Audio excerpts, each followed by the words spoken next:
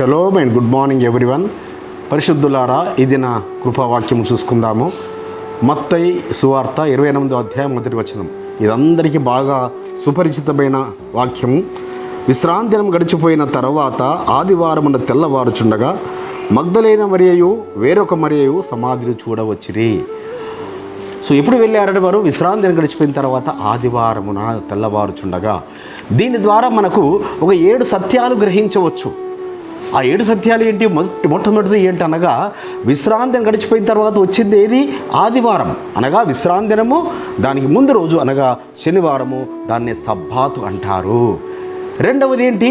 ఆయన సమాధి నుంచి గెలిచి లేచిన తర్వాత ఆయన ప్రత్యక్షమైన దినమేది? ఆదివారం ఉదయంన అనగా పునరుత్థాన దినము.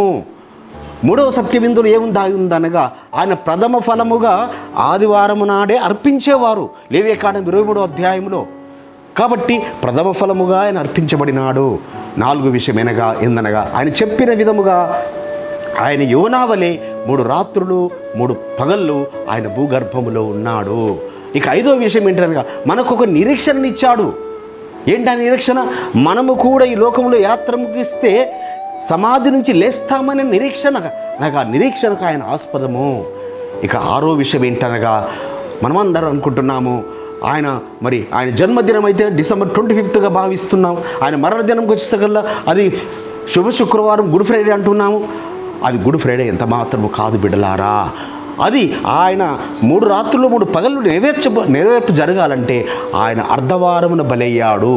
అనగా అది పస్కా పండుగ మహావిశ్రాంతి దినమునకు ముందు రోజు, అదే అర్ధవారం అనగా బుధవారము.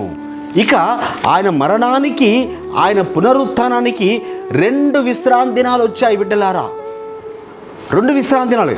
ఒకటేమో ఆ పస్కా పండుగలోని అనగా పులియని రొట్టెల పండుగలోని మొదటి దినము మహావిశ్రాంతి దినము, అది గురువారము. తర్వాత శుక్రవారం పని చేసుకునే దినము, మళ్ళీ సబ్బాతు వారము సబ్బాతు శనివారం.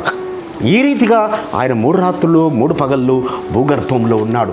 ఈ విధముగా ఈ యొక్క లేఖనము ద్వారా 7 సత్యాలు మనము సంపూర్ణంగా అర్థం చేసుకోవచ్చు. కాబట్టి విశ్రాంతి దినము ఆయన ప్రజలకు నిలిచి ఉన్నది బిడ్డలారా. విశ్రాంతి దినం అనగానే చూడండి, ఇజ్రాయెల్ గుర్తు రావాలి మనకు. ఇజ్రాయెల్ ఏ విధంగా వాళ్ళు ఈ రోజు వరకు విశ్రాంతి దినమును 1948లో ఫామ్ అయిన వారు ఏ విధంగా విశ్రాంతి దినమును ఆచరిస్తున్నారో, మనం కూడా విశ్రాంతి దినమును ఆచరించి ఆయన రాజ్యమును స్వతంత్రించుకుందాం. పరమ తండ్రి మాటలు దీవించునుగాక. ప్రార్థన చేసుకుందాం. పరిశుద్ధమైన తండ్రి, అవును నాయన, విశ్రాంతి గడిచిపోయిన తర్వాత ఆదివారం తెల్లవారుచుండగా మీరు ప్రథమ ఫలముగా మృతుల నుంచి లేచి అగుపడ్డారని మీరు మాతో మాట్లాడిన 7 సత్యాలను బట్టి మీకు స్తోత్రములు చెల్లిస్తూ నజరేయుడైన యేసు మెస్సియా నామమున స్తుతించి ప్రార్థించి వేడుకుంటున్నాం. పరమ తండ్రి, మన పరలోకపు తండ్రియు, మన రక్షకుడును విమోచకుడును నజరేయుడైన యేసు మెస్సియా వారి దివ్య సముఖం నుంచి మీకు, మీ కుటుంబాలకు, మీ వంశాలకు శాంతి, సమాధానం, కృపయు నిరంతరము నిలిచి ఉండునుగాక. ఆమేన్.